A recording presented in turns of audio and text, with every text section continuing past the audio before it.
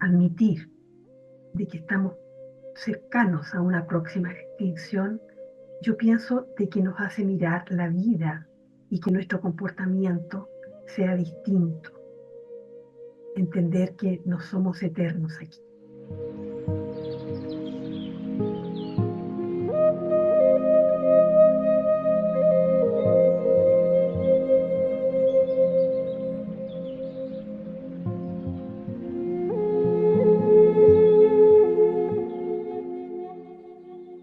Hola, este capítulo lo vamos a dedicar a contestar algunas preguntas interesantes que he recibido y que me parece importante dar respuesta porque nos benefician a todos.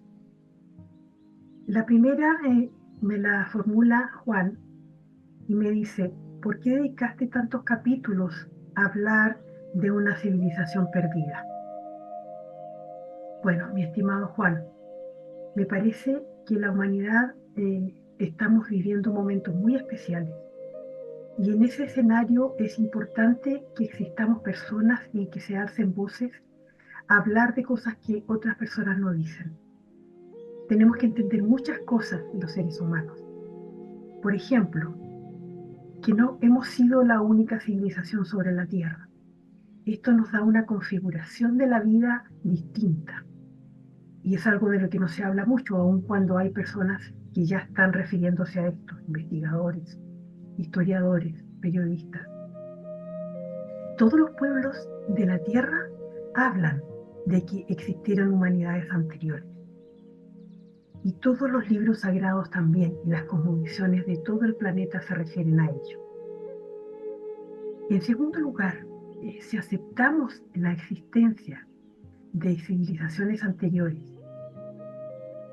entendemos que al igual que nosotros, las personas, y al igual que todo la creación, todo lo que nos rodea, tiene un nacimiento, un florecimiento, un clímax, un máximo desarrollo, luego viene la decadencia y la extinción, que en el caso nuestro lo llamamos la muerte, que es la transición de estado. Son los ciclos de todo lo que nace. Y todo lo que nace muere. Solo no muere lo que no ha nacido nunca. Y por eso se dice que Dios es eterno. Todo lo demás está, que ha nacido, va a morir.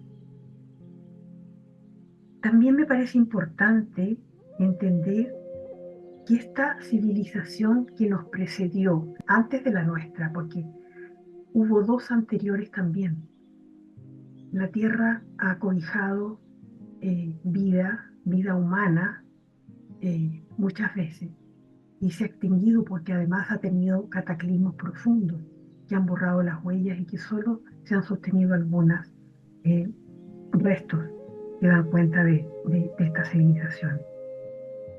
Decía que no solamente alcanzaron conocimientos científicos en astronomía, incluso salieron de la Tierra, exploraron otros mundos.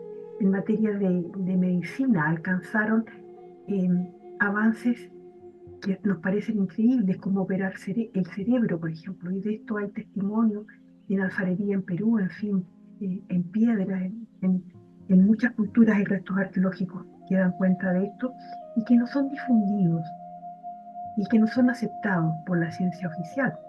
Pero el mayor avance de esta civilización que nos precedió era en el plano espiritual, porque ellos conservaban aún eh, la espiritualidad traída de afuera, la espiritualidad cósmica, todavía no contaminada por, por los dogmas, por aquello que nos limita, eh, y que fue traída a la Tierra por los seres estelares que se denominaron posteriormente en forma mítica como dioses, ¿no?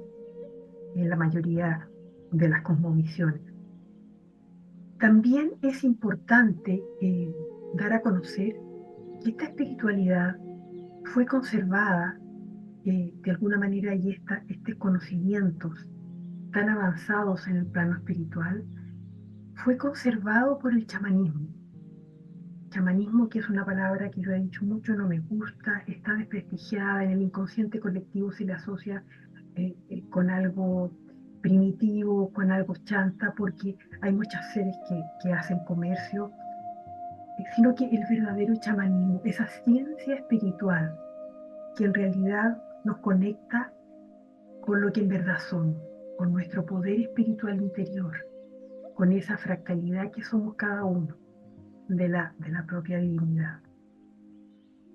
También entender que esta civilización que tuvo su esplendor antes de la última glaciación, la glaciación de Burn, que cubrió el planeta completo bajo capas muy, muy grandes de hielo, y que luego se extinguió, nos sensibiliza con la idea que tenemos que admitir que nosotros también nos extinguiremos. Nuestra civilización tuvo un nacimiento, un surgimiento hace miles de años, se estima en aproximadamente 10.000 años, 12.000 años, ¿verdad? Tuvo un máximo esplendor con pensadores en la época griega, eh, y luego la tecnología y la ciencia que ha surgido en los últimos siglos. Pero también ya están los signos de la decadencia hace mucho rato. Por lo tanto, admitir de que estamos cercanos a una próxima extinción, yo pienso de que nos hace mirar la vida y que nuestro comportamiento sea distinto. Entender que no somos eternos aquí. Ya ha habido 5 extinciones y eso ese público conocimiento y la ciencia lo admite, en la cual ha desaparecido más del 90% de toda expresión de vida sobre la faz de la Tierra. Y por último, alertar de que las señales que dan las profecías de los chamanes altaicos, de las que hablé en el último capítulo, en el capítulo 6, indican que queda poco tiempo. Esa sería mi respuesta, mi estimado Juan. Bueno, y tengo otra pregunta de Carlos. Carlos me pregunta, ¿qué es el chamanismo y para qué sirve? Bueno, Carlos, chamanismo, la palabra proviene de la lengua tungus, que corresponde al lenguaje del sector del norte de Siberia, cercano a Rusia, y significa el que sabe. Y los auténticos chamanes son hombres y mujeres de conocimiento. Son personas que saben de todo, que saben de las verdades más profundas de la naturaleza y del cosmos. Y este conocimiento lo han adquirido por experiencia directa. No se los ha entregado ningún gurú, no se los ha dicho como una verdad dogmática ningún prelado, ni lo han estudiado en un libro, sino que a través de su propia experiencia en forma directa, lo han adquirido como un conocimiento, por lo tanto, experiencial. Entonces podemos decir que la gran diferencia de un verdadero chamán, vuelvo a repetir, no esos chamanes de feria que venden un taller de fin de semana para ganar dinero y que te prometen que vas a ser chamán. No, no, no, por favor, eso no. Sino que el verdadero chamán, ese hombre y mujer profundamente espiritual, de una rectitud intachable y de un conocimiento y de una capacidad de amor incondicional, es el que ha obtenido a través de la experiencia directa su saber. Y es una mujer y un hombre profundamente, por lo tanto, sabio. A diferencia del resto de los que dan a lo mejor muchas veces conferencias o se refieren a muchas cosas como si tuviesen autoridad, pero se basa su conocimiento en creencias. Esa es la gran diferencia. Y también es importante decir que el verdadero chamanismo, como me referí en algunos capítulos, constituye la base de todo el conocimiento humano, de la filosofía, de todas las bases de todas las religiones del mundo y de las cosmovisiones y de toda la ciencia, porque es a partir de esa constatación que en realidad se han descubierto muchas cosas. Y lamentablemente ahora cuando hablamos de chamanismo, en el inconsciente colectivo se piensa, como decía, o bien en un chanta comercial, ¿verdad?, que trata de sacar dinero a como de lugar, o bien de algo que está relegado a tribus indígenas muy primitivas. Y en ambos casos esto proviene de un profundo desconocimiento de lo que en verdad es un chamán o una chamana. Gracias, Carlos, por tu pregunta. Ahora tengo varias preguntas de Estíbaliz, preguntas que son muy interesantes y que me dan la oportunidad de hablar, aunque sea brevemente, sobre aspectos muy importantes que nos limitan la vida. La primera me dice Estíbaliz: ¿cómo conectarme con la vida? Mi querida Estíbaliz, para conectarte con la vida tienes que estar abierta para que la vida entre en ti. Y seguramente si esto no ha sucedido, es porque has tenido que cerrar la puerta por un gran dolor. Nos cerramos a la vida cuando tenemos sufrimiento en nuestro interior. Y el dolor se transforma en sufrimiento cuando permanece adentro. Porque dolor es algo que es momentáneo por el efecto de algún estímulo que nos impacta profundamente, pero se transforma en sufrimiento cuando queda allí estacionado en nuestro ser, en nuestro inconsciente. Y entonces, cuando ese sufrimiento está, reverbera y nos hace estar y vivir en un estado de estrés permanente. Y el estrés nos hace estar en estado de hipervigilia.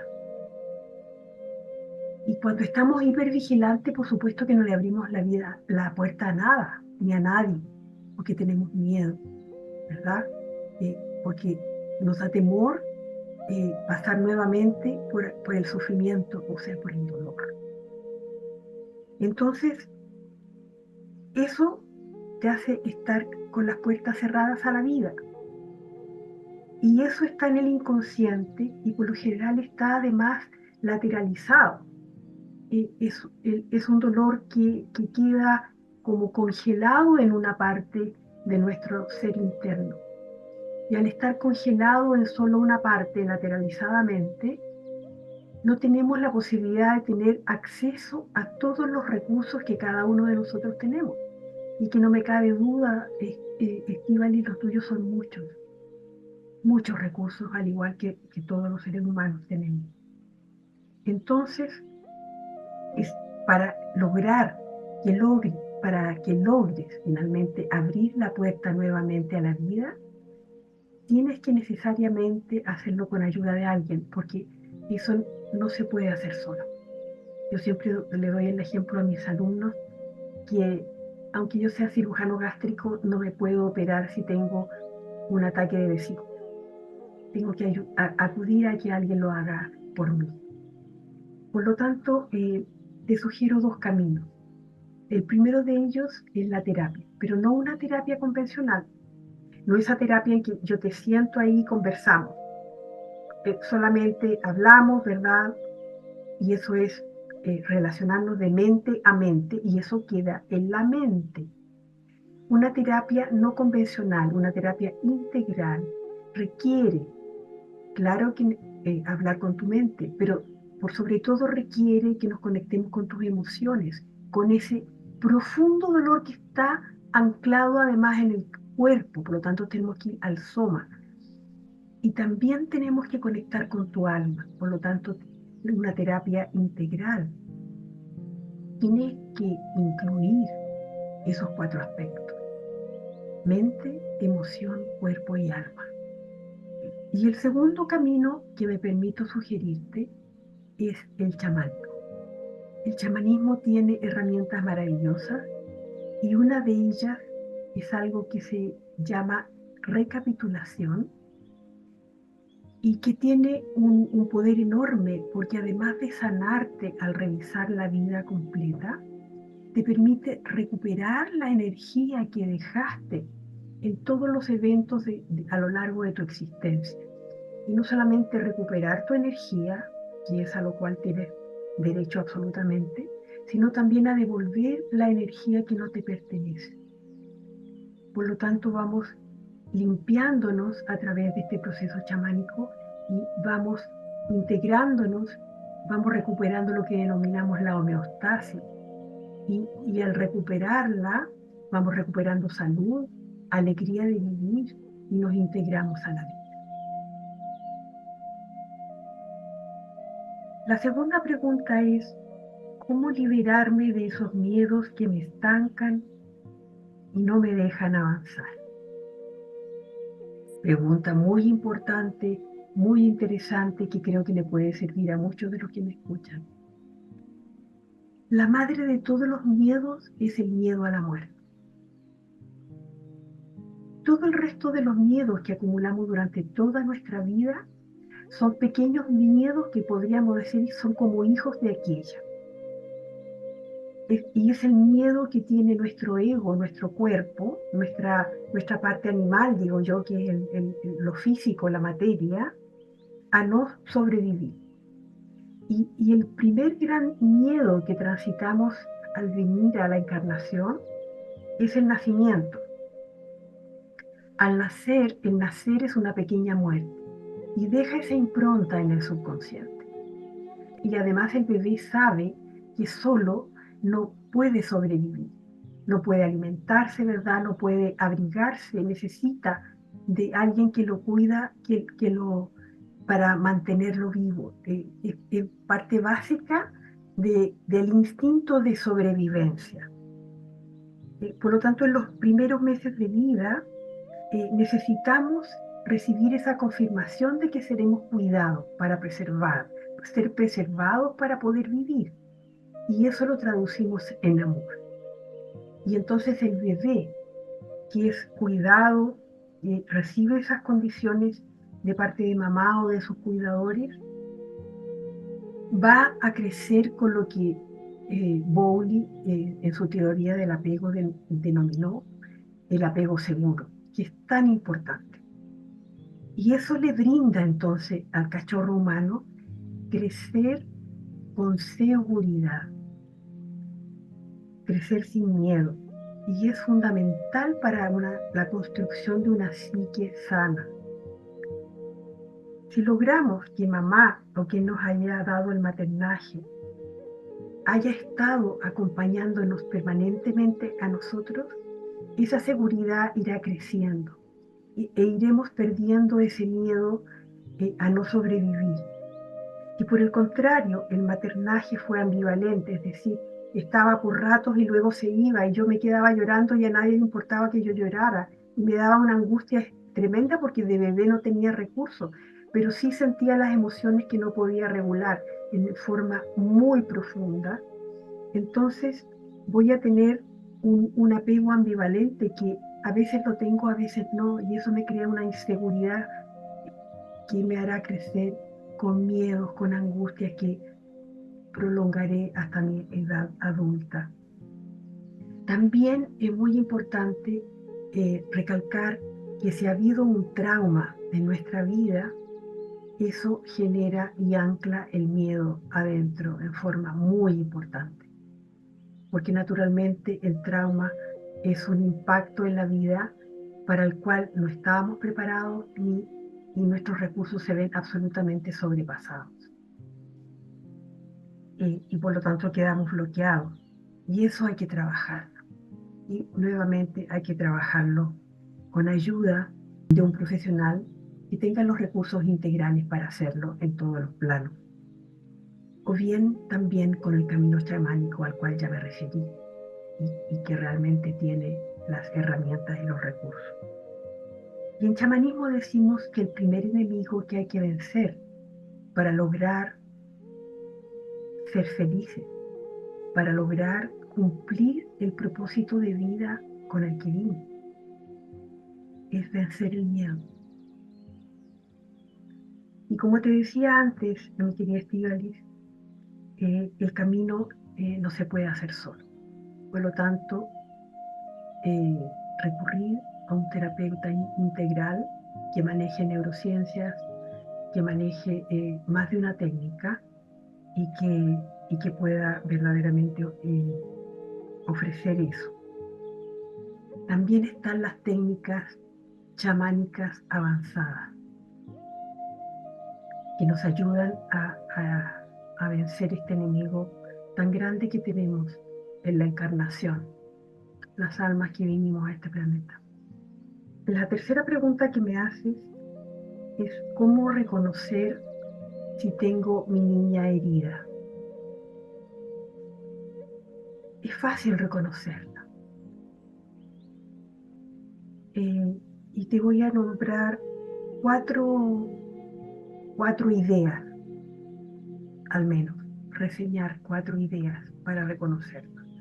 La primera de ellas se refleja en si tienes dificultades relacionales, en cualquier plano, de pareja, de amistades, eh, familiares, laborales.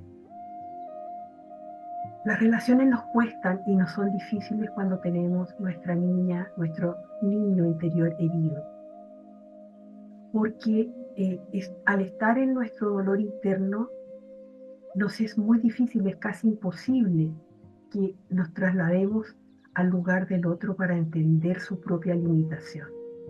Entonces todo lo vivimos a título personal porque estamos en la situación de defensa que nos provoca ese estrés que decíamos al estar con un dolor sin sanar interiormente. Entonces el primero son las dificultades relacionales. El segundo es la calidad y la cualidad de tu autoimagen. ¿Cómo te ves a ti misma? ¿Te valoras en toda la dimensión de lo que en verdad eres? ¿Puedes y te comportas en forma auténtica siempre o estás tal vez ocultándote detrás de una máscara para protegerte? ¿Por qué te duele tanto pensar en volver a sufrir o en volver a transitar por esas experiencias que te dañaron? ¿Sabes de tus dones? ¿Tienes claro la lista de todos los dones con que naciste? Todos tenemos dones maravillosos y a lo mejor te los hacen ver tus seres más cercanos, pero nosotros mismos reconocerlos, saber todo esto, con todo este potencial nací, todo esto lo hago en forma natural y me sale tan bien y soy feliz haciéndolo. ¿Cuáles son tus dones? Y lo otro también en tu autoimagen, si tienes tu autoimagen sana y está bien, vas a poder fluir con la vida. Entonces, si tienes una dificultad, dices, ah, es solo una dificultad, no importa, es como lo que hace el arroyo, ¿no? Que baja por las montañas. Hay una piedra y la sortea, o una gran roca, no importa, le hace el quite y continúa su trayecto. Y nosotros cuando estamos sanos podemos ser como el agua, podemos fluir con la vida, podemos hacer ese tránsito que es el camino de la existencia en forma fluida y sin dolor, entendiendo que todos esos pequeños o grandes obstáculos no van a detener quién soy y a qué vine. Eso como autoimagen en cuanto a cualidad y en cuanto a cantidad de autoimagen. Lo tercero es si tienes alguna enfermedad. Y yo recuerdo que antes de sanar, yo vivía con problemas muy serios, problemas gástricos. Tenía una acidez tremenda y todo me caía mal. Eh, y era claro porque no digería tantas cosas de la vida. Me era tan difícil aceptar y tragar, ¿verdad? Y metabolizar muchas cosas que me revelaban, me generaban impotencia, que activaban mi dolor interior. Entonces las enfermedades derivan, y eso está comprobado. El experto en drama, a quien yo admiro mucho, Gabor Maté, el doctor, habla tanto de la vinculación que ya se ha establecido sin lugar a dudas entre el estrés provocado por el dolor interno, especialmente por el trauma, ¿verdad?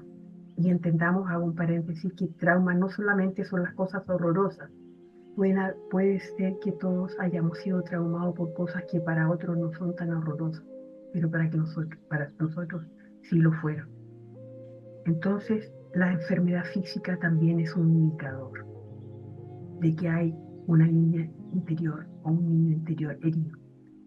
Y el último es o son los sueños. En los sueños se nos revela parte importante de nuestro inconsciente. Hay un lenguaje simbólico que ya no tiene la limitación, ¿verdad?, de la razón y por lo tanto se expresa con todas las necesidades y con toda la verdad de nuestro inconsciente más profundo. Entonces te recomiendo que lleves un cuaderno de sueños y en el cual podrías ir autoconociéndote y descubriendo cosas que ni siquiera imaginas de ti misma. Otra pregunta que me haces es, ¿cómo puedo evitar el sobrepensamiento? Y bueno, nos quedamos pegados en los pensamientos, como si fuera un disco rayado, ¿verdad? Por varias causas. Y esto surge básicamente de lo mismo que hemos estado hablando anteriormente, porque el impacto del dolor que tenemos adentro fue demasiado grande. Y ese dolor que estoy viviendo como adulta se parece a un dolor que viví en mi infancia.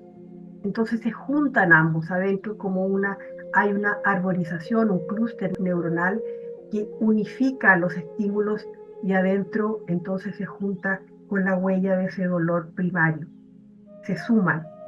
Y ya no recuerdo, ¿verdad?, lo que está en mi inconsciente, y mi inconsciente sí recuerda ese primer dolor, que fue el que más me marcó, esos primeros dolores. Y que como decía, tradujo también John Bowlby en su teoría del apego, que es el dolor de no haber sido amado o amada incondicionalmente, no haber sido cuidado y cuidada a todo evento, no haber podido adquirir la seguridad de que siempre que necesitaba a aquel que significaba para mí la sobrevivencia, estuviera disponible para mí. Y entonces el haber vivido muchas veces, haber llorado incansablemente y no haber tenido ese abrazo que era lo que más necesitaba. Y no solamente necesitamos comida y abrigo, necesitamos por sobre todas las cosas el amor, el cariño. El fuego del amor es lo que más necesita el cachorro humano. Y eso está demostrado eh, y se sabe absolutamente, incluso a nivel científico. Entonces, eso hace que cuando tenga un dolor quede reverberando en mis pensamientos ideas que dan vueltas y dan vueltas y dan vueltas, porque de alguna manera mi mente, como una alarma, me está indicando que todavía tengo cosas importantes por resolver.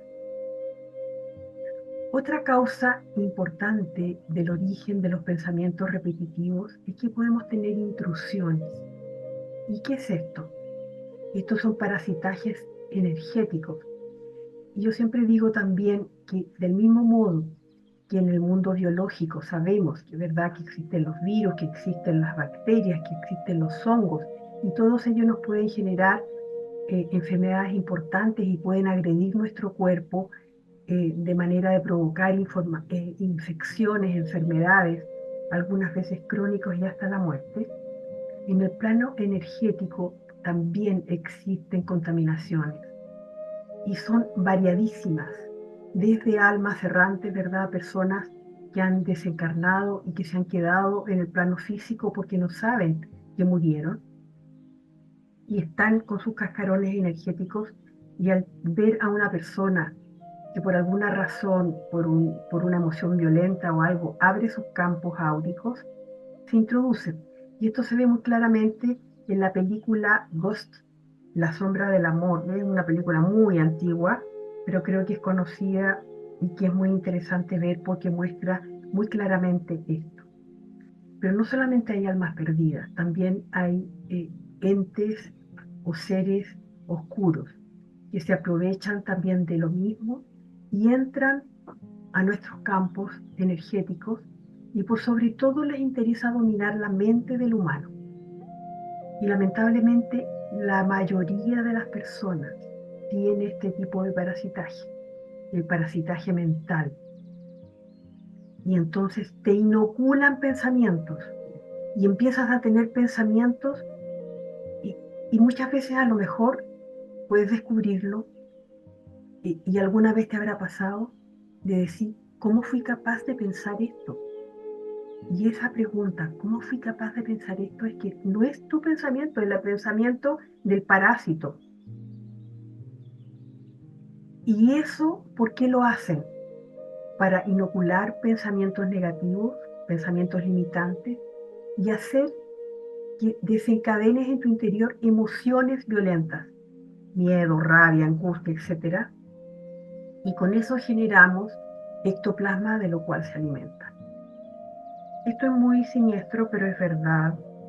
Yo en mi trabajo clínico de tantos años, es una de las primeras cosas que hago con mis pacientes, es eso, limpiar, porque es como limpiar el terreno. Las personas que están parasitadas y que no lo saben, sufren de una angustia tremenda.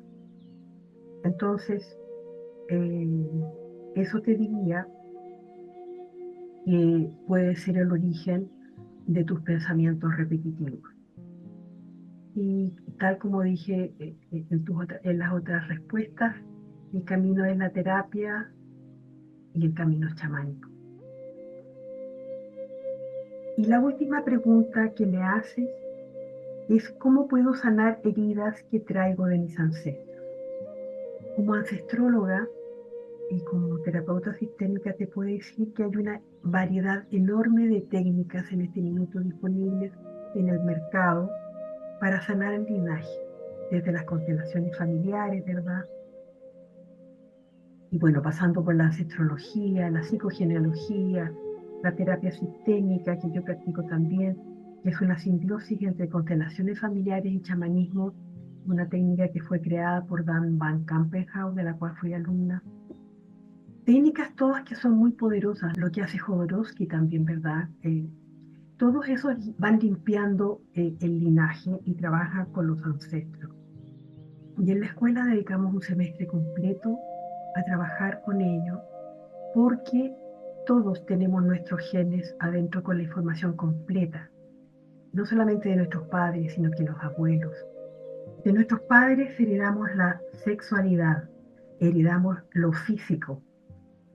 De nuestros abuelos heredamos la afectividad, la manera de expresar nuestro cariño, cómo nos relacionamos en este ámbito. Y de nuestros bisabuelos heredamos la parte mental, el intelecto, la estructura de pensamiento, también la espiritualidad. La psiquiatra y psicoanalista François Dolto dice que lo que se ha callado en la primera generación, la segunda que sigue, que la continúa, lo manifiesta en el cuerpo. Y las manifestaciones en el cuerpo pueden ser de muchas maneras, la mayoría de las veces a través de enfermedades o también de limitaciones. El cuerpo es una biblioteca y está expresada nuestra parte derecha en lo paterno, lo masculino. Allí se expresa y por lo general tenemos en nuestro cuerpo diferente en la parte derecha e izquierda.